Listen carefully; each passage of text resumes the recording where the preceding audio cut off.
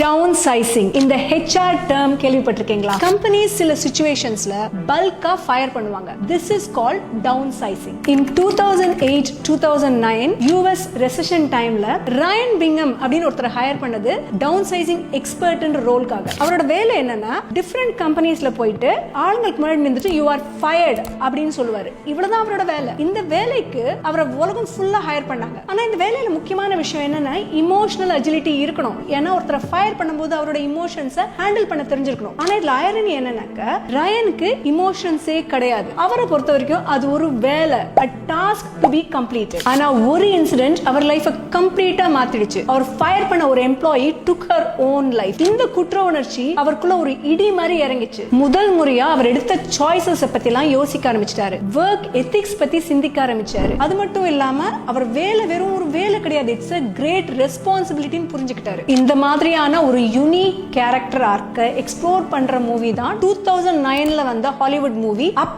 இன் தி air. இந்த மாதிரி emotional and behavioural tools கத்துக்கிறதுக்கு join Panacea Wellis upcoming licensed NLP practitioner course. உங்களோட career பத்தியும் உங்க இமோஷன்ஸ் பத்தியும் நிறையவே கத்துப்பீங்க.